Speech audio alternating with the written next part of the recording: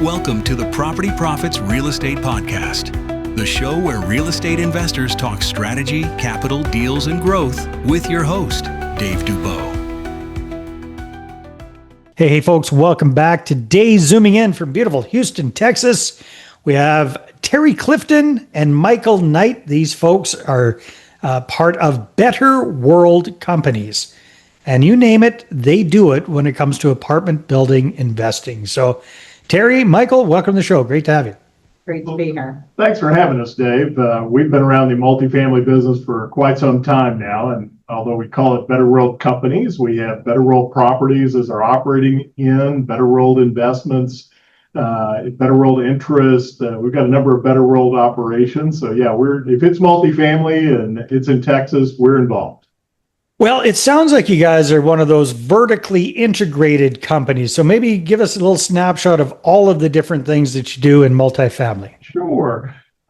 Well, we've been around as Better World for about 10 years now, but my partner, Terri Clifton, has been in multifamily for 38 years now. She served. Did you start when you were 2? Is that what happened there, Terri? As a matter of fact, I started it too. Yeah.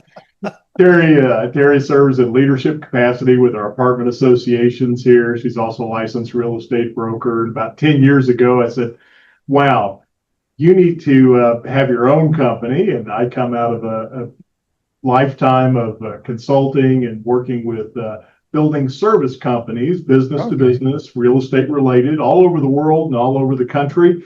So we got together about 10 years ago, started Better World to do it a little bit differently, do it a little bit better.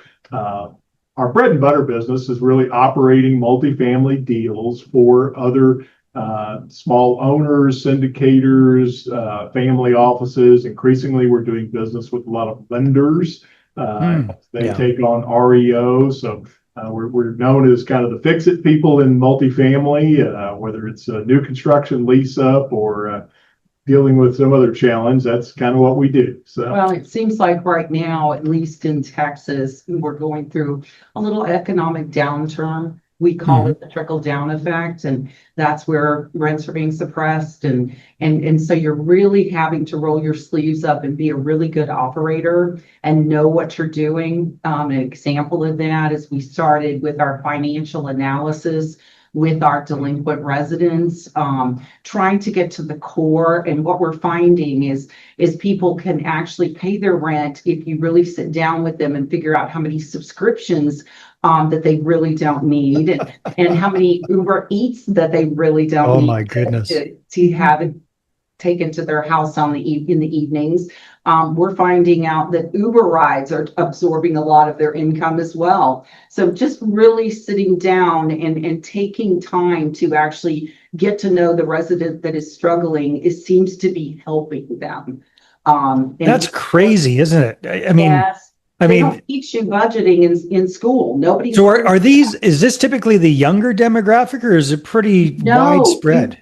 It is widespread. You'd be amazed when times are good and everybody's getting their marginal increase in salaries and just going along, and they're spending their ancillary income and having fun and everything's okay. Well, when it's not, and people are making less or getting jobs that maybe they don't necessarily want, getting a lower pay, they really have never been taught how to financially analyze their own personal situation.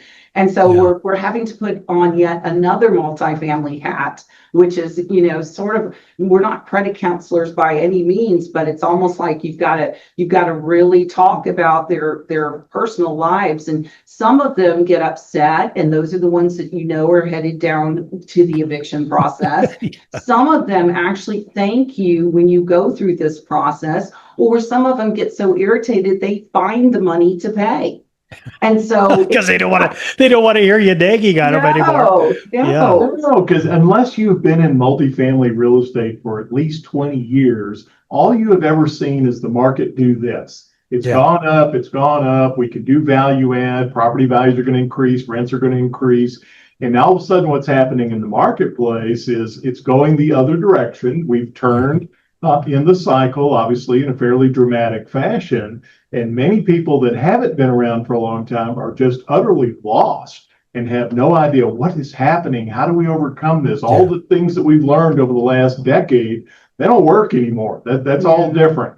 So the people that are in the ivory towers with the spreadsheets think that they've got all the solutions for this. And what we know coming from the trenches down there is now's the time we've got to get in touch with genuine customer service. We've got to stay in touch with the renters. It's about retention of those renters. It's about building a sense of community, getting into their personal finances. What do we need to do to help build that community up so that the money is ultimately in the bank? That's our big thing this year. Well, let me ask you this then, Michael. So you do property management for yourselves and for a lot of clients. How many doors do you have under management at this particular time? Right about 5,000. Okay. All in Texas right now. Yeah. So, that's what we love doing. Perfect. We're ready to venture out too. right. Oklahoma. But what it's about is it's actually taking a client's property and actually creating a sense of community. We even have mascots on all of our properties, which the team actually chooses their mascot and names the mascot, and the mascot plays with the residents, comes to the resident functions. So by mascots, do you mean dogs and cats, or do you mean like? Oh no! Mascots like big your college costume and the fuzzy costume. Those kind of mascots. Got it. Mascot. Oh yeah, all of our properties have one. They were trained by a professional mascot trainer. But we do a lot of unusual kind of things like that to engage with our residents, so that we can fill up these properties and put money in the bank. Yeah, well, they meet the children at the school bus with little popsicles all the time. And who doesn't want to be that child getting off the bus with the mascot and the little boy on the bus saying, I want to live there. And so the mascot becomes part of the community, and it actually interacts with all the residents, and the older residents like them too, because who doesn't want a hug? And so we constantly are trying to create that sense of community by doing additional resident functions. And we spend more of our marketing dollars on actual resident retention than we do outside marketing. And most of our outside marketing is resident referrals. We actually have how many percent, Michael, resident referrals? Oh, it's over a third of our new residents come from existing residents. And again, in today's market, too many operators, what we find, they get lost in the mechanics and the spreadsheets and the theory. And there's a lot of people nowadays that think that AI is going to solve all their problems. It's going to take the place of, the people on site that are unreliable, et cetera. And as you might already figured out, we're a little old fashioned around here. I mean, I still wear a tie to work every day. We actually come to a real office every day and have a receptionist that answers the phone. But we do the same thing in our properties. It's about engaging with those residents personally. So we try to avoid having AI stand between us and our residents. We're really about that human interface with them, which is kind of old fashioned, but it's really coming back around. If you see people, young people nowadays are getting into gardening, cooking, crocheting, old kinds of arts and crafts. Everything old is new again. And the thing that is newest of all, I think, for a lot of people is this idea of genuine customer service. So as we're doing our underwriting ourselves, as we purchase real estate, we absolutely pay more attention on the resident retention portion of this. And we it's enabling us to lower our turnover costs, which ultimately gives a better return. So it's working. We just. What are some of the other things you guys are doing, if you don't mind me asking, Terry, in addition to mascots? That's very cool. That's the first time I've heard of that. So that. But what else are you finding is effective for retention? You also mentioned at the top of the call, like that one-on-one consultation. Financial analysis. What we're finding is people are now where a couple of years ago, people didn't want to interact and they wanted to basically do everything by phone and everything by text. Well, I think that cycle has ended and people are really excited when you reach out to them. And we do resident of the month. We do pies at Thanksgiving, we do poinsettias at Christmas, we do carnations on the doors. We actually have bingo. We have live bingo now on the internet where they can watch. We're doing early bird drawings on the internet so that everybody gets to see the resident come and get their pressure cooker or whatever it is that we're giving it away. But what it does is, and we're constantly doing resident functions, pizza parties, resident breakfast on the run, all those things that when I started out as a leasing agent that many years ago is all things that people are starving to have within their community. And they love when somebody knows their name when they walk into the office, and they love to participate. We actually have residents that now participate as building monitors and kind of watch out for our community. Now, that's a really old thing. Yeah, You started 30 Yeah. years ago. I did that years ago because I didn't have a sprinkler system. Engaging with people through social media is another huge thing that we're very much doing these days. A lot of property management folks, they'll engage some third-party company to post for them on Facebook or respond to Google reviews. No, we have our frontline managers are totally involved in doing that. We want them to be accountable for their property. So things a little different about us is our frontline managers are absolutely empowered to run their community as business people.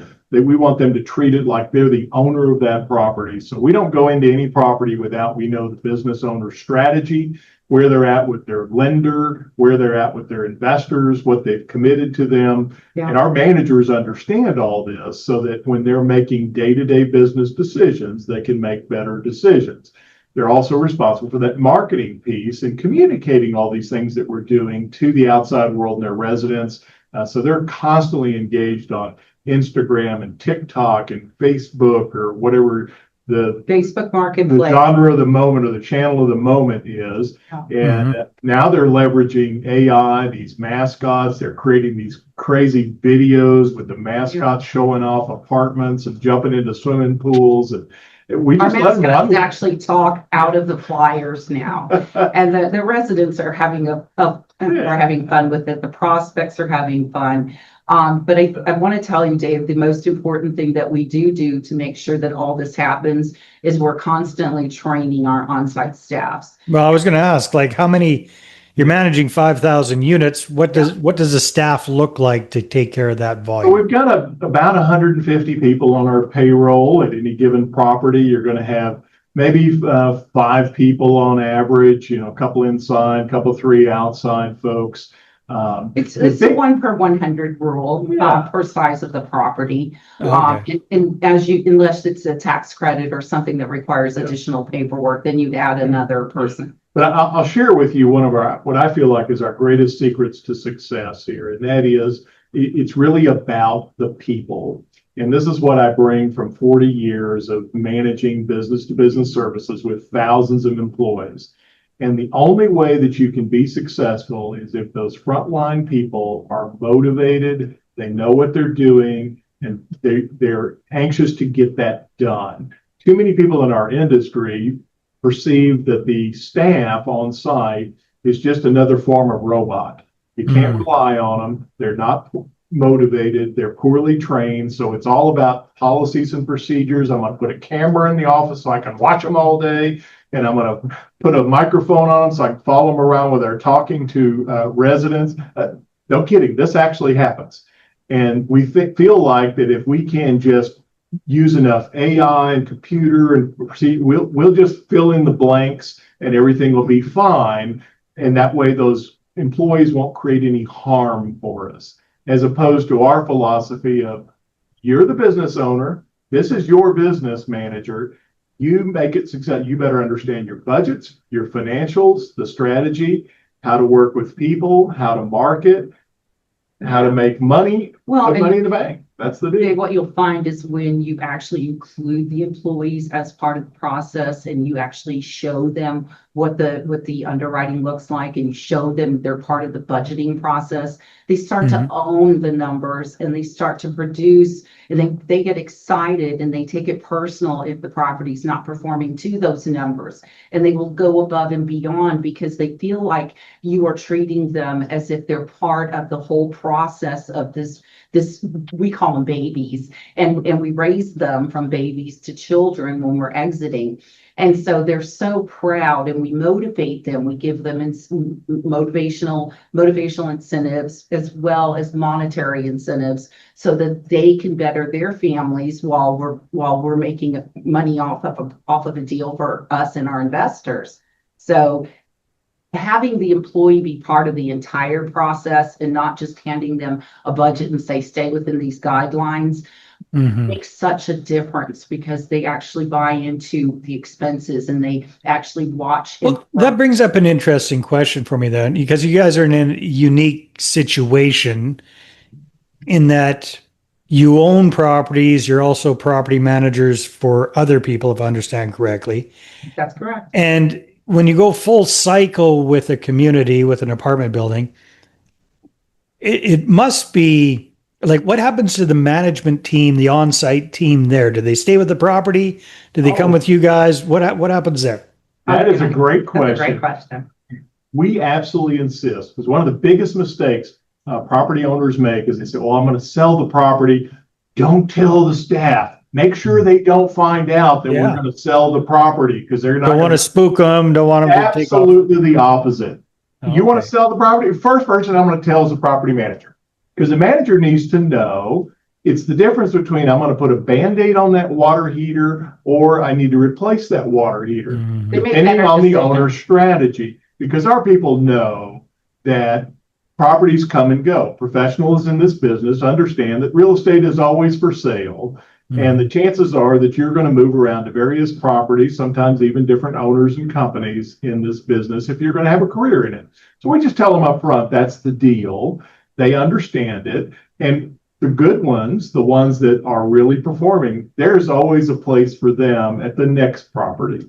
So one of the things that's great about doing it this way is a lot of people in our industry say, they bemoan the fact that, oh, good people are hard to find. Well, they're not hard to find if you know what you're doing and people want to come work for you. We are considered one of the most desirable employers in our region. And we have no trouble at all finding employees. We need somebody, just a little bit of networking, and we've got a line coming to the door because people. So out of those 5,000 units you guys are managing right now, approximately what percentage are company owned versus other folks' properties that you're managing? Just under 1,000 of them are ones that we have ownership in. So again, the majority of what we do is for other people. But we don't treat our properties, the ones we have ownership in, any differently than all the rest of them. And in fact, every once in a while we have to fuss. It's like, wait a minute, that's my property. How come we're not taking care of that one more? Yeah. Okay, very cool. Well, you guys, this has been fascinating. Congratulations. Thanks for sharing some really good tips there as well of some smart things that you're doing on the property management side of things. As we're wrapping things up, where do you see your company going over the next couple of years, considering the current market environment? I was looking at my pipeline list on my whiteboard in my office, and I'm running out of room on it. So things are looking really good right now. The market has turned in a negative direction from where it was a couple of years ago, but for smart operators that know what they're doing, that just presents additional opportunity because there are a lot of folks out there that need help. So having a reputation for doing that means that we're getting a lot of calls right now. So we see ourselves expanding more within the state of Texas, outside of Texas. We plan to double, Dave. Wow. Yeah. Nice. We plan to double. That's probably conservative. We have the infrastructure. We're ready. We're not a company that waits to bring people aboard until we've got the opportunities. We actually bring them in and we're prepared. So at any given time, I did back in the 80s, I did lender foreclosures quite a bit, and then again in 2000s. And so here we are again. We're going to fix them up, put lipstick on the pig, and help them get back out to the market, as well as other owners that are struggling right now that aren't quite as knowledgeable about going through a rough period. We have the experience. Our average manager has about 15 years to 20 years experience. Wow. So yeah, we're very particular about who is part of our Better World family. We make sure that they're experienced, and if we take them new, we really put time and effort into training them very well so that they adapt with the team members, because we have very little employee turnover other than when it sells. And you ask that question, where do they go? They are happy. They're happy to wait for us to get them a new position, because they may leave us for a little while, but they always return. I would imagine you guys have been around for a long time. So who are you looking to connect with these days in the middle of 2026? Lenders who need help with their REO portfolios, owner operators that have figured out that the operating part of this is not quite what it's cracked up to not be. that much a lot fun. harder Yeah. than what they thought it would be. So we're looking, we're talking to a number of owners right now that have self-managed for some time that say, hey, you know, let's talk about some sort of deal to take over the entire portfolio. We are working with owners of other property management companies that are kind of at that same fork in the road of, man, do I really want to bang my head against the wall with this stuff for a while more? So those are all things that we're looking to do to grow outside of just organically. Or anyone that's looking to get out of their deal, as long as it's just not crazy upside down. They've just had enough and they're ready, and it's ready for its next phase in life. Or if you're a new developer and you want to kick it in the butt and make it work really well, really quickly, those are all people that we love talking to. I always say that we do everything from new construction all the way to dice on the sidewalk. And dice on the sidewalk means it's very challenging. Yeah, well, we just scraped the surface of what you guys do. That's for sure. So if people want to find out more and connect with you, where should they go? We are easy to find. You can Google Better World Properties and find us very easily, or Terri Clifton. But betterworldllc.com is where you can find us online. Fantastic. Terri, Michael, thank you very much for being on the show. Thank you for having us. Thanks for having us. All right, everybody. Thanks for tuning in, and we'll see you again on the next one. Thanks for listening to the Property Profits Podcast. If you'd like to be a guest on the show, apply at daveinterviews.com.